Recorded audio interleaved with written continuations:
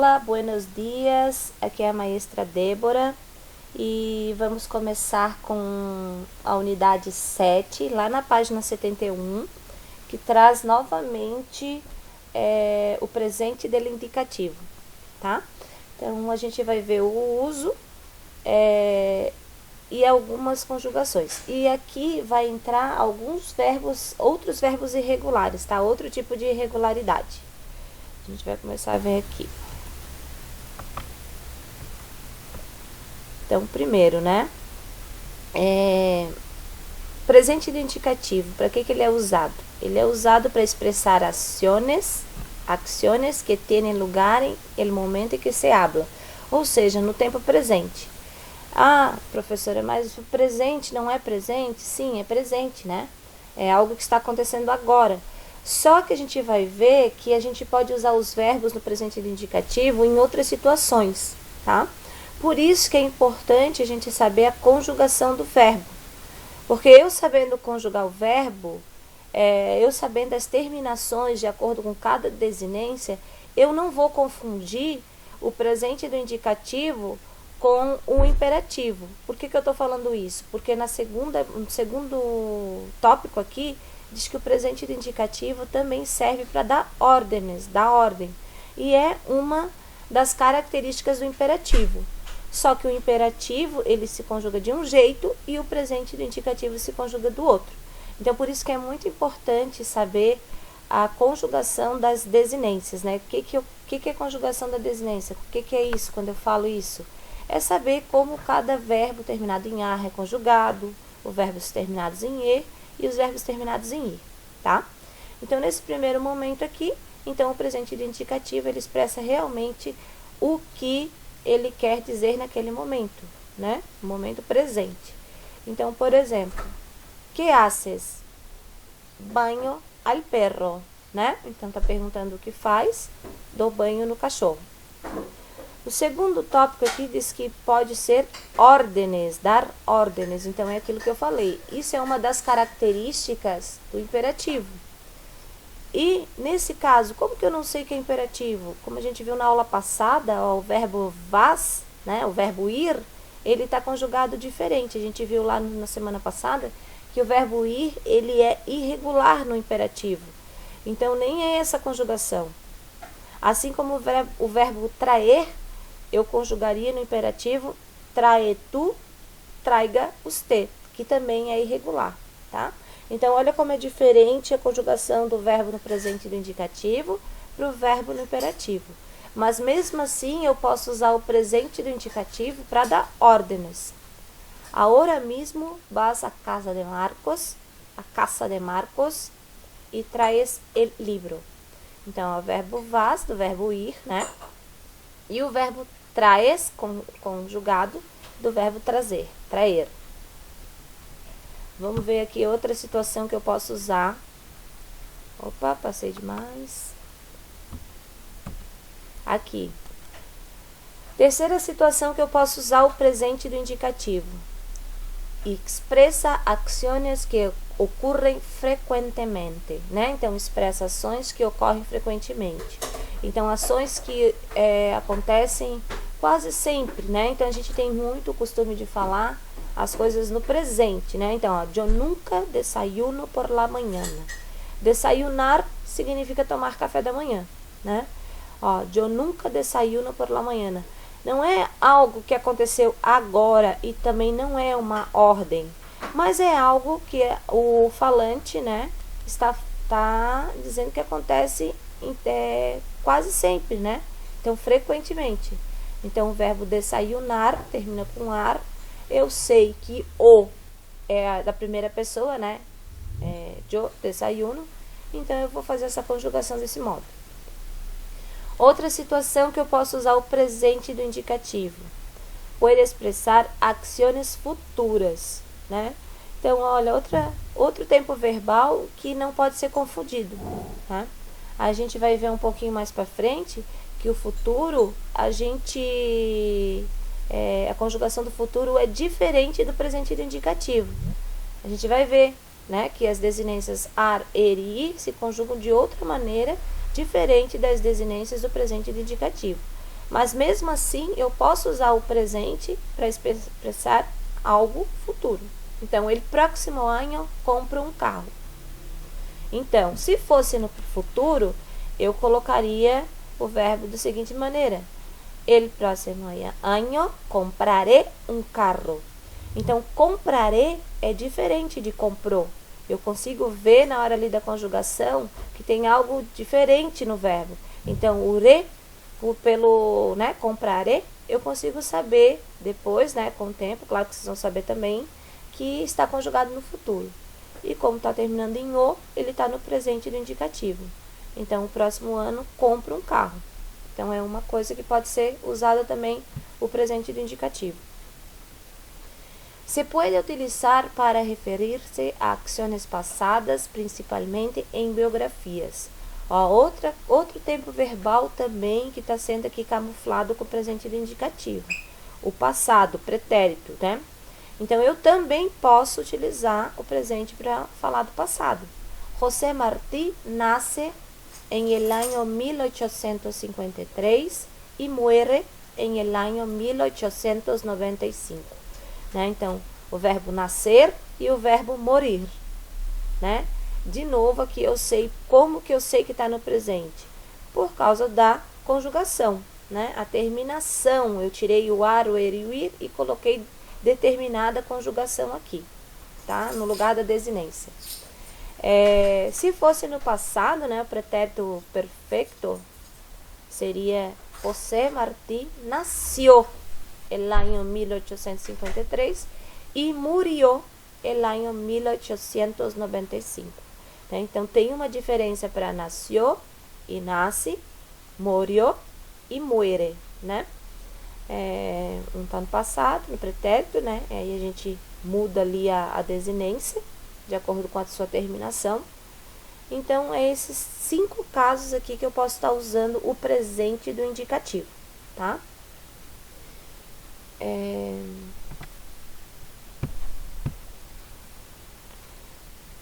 E aí, nós temos os verbos regulares, né?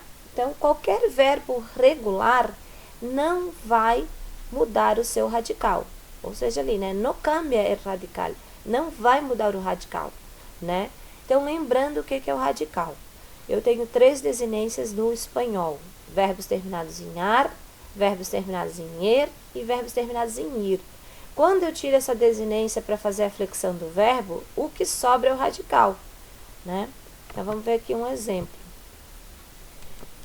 Os tradicionais exemplos, né? Trabalhar, comer e beber. Então, trabalhar, tira o ar, sobra o trabalhe. Trabalhe é o radical. Comer, tira a desinência er, sobra o con. Isso é o radical. Beber, tira o ir, né? E sobra o bib. Lembrando que o V tem som de B no espanhol, tá? Por isso que é beber e não viver. Quando eu tiro essas desinências, então o que vai sobrar é o radical.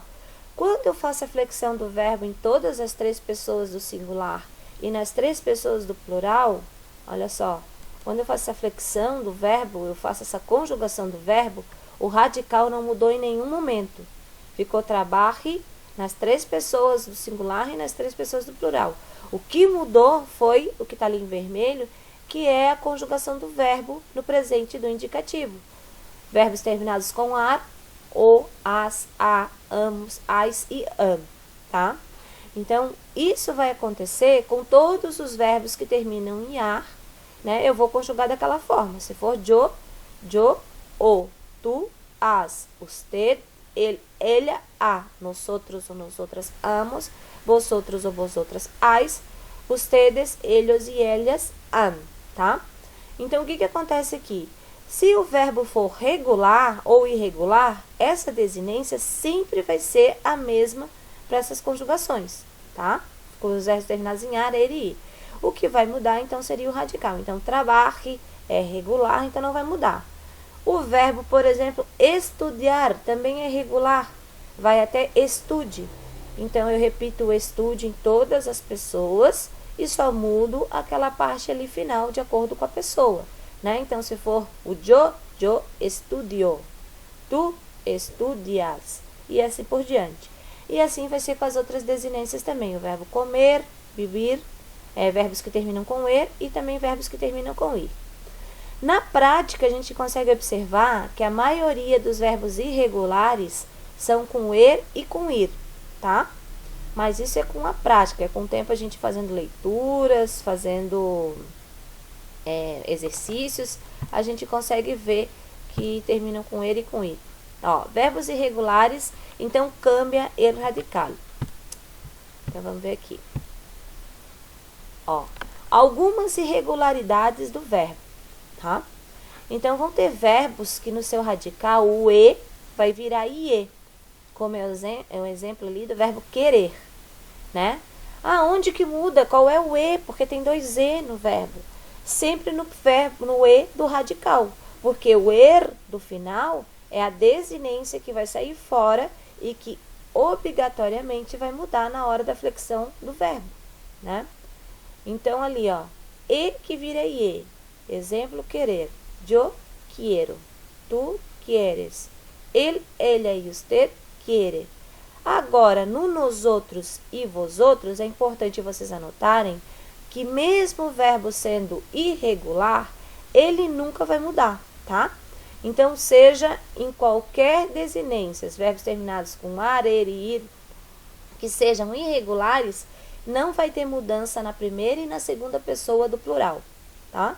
Sempre, isso sempre no presente indicativo. Então, vocês podem observar que os outros verbos ali, ó, nenhum deles mudou, tá? Porque primeira e segunda pessoa nunca muda. Então, nosotros queremos, vosotros quereis, ellos, ellas e ustedes quieren.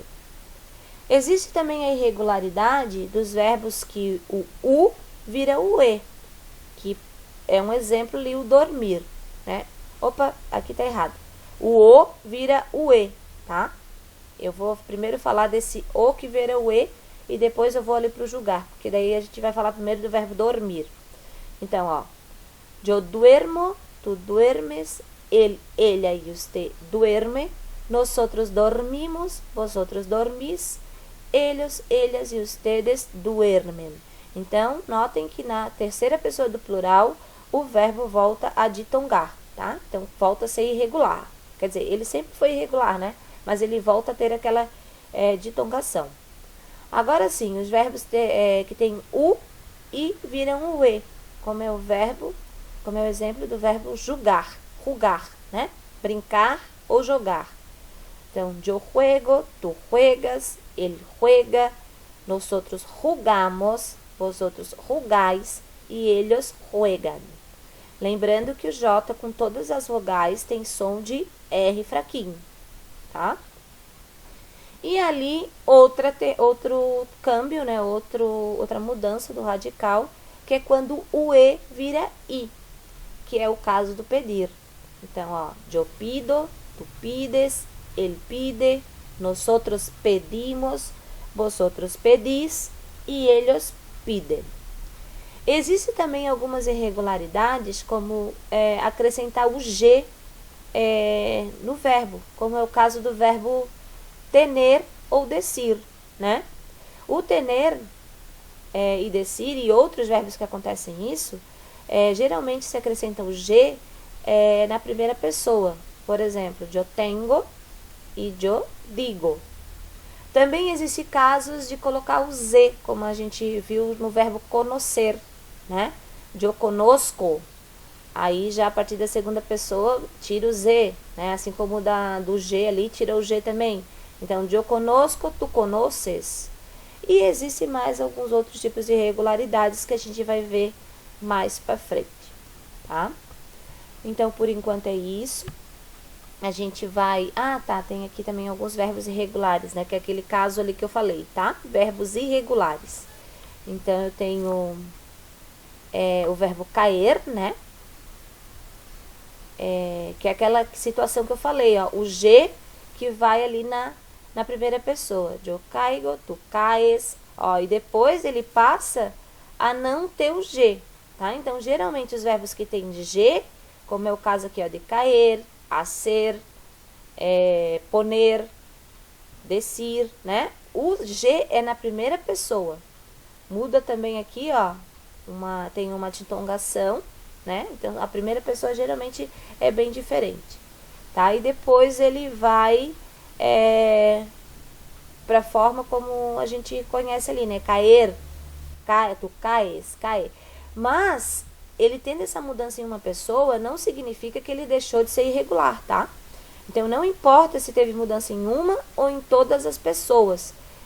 Já tendo uma mudança, ele já se torna um verbo irregular, tá? Ó, o verbo dar, né? Que a primeira pessoa acrescenta um y, eu dou, né?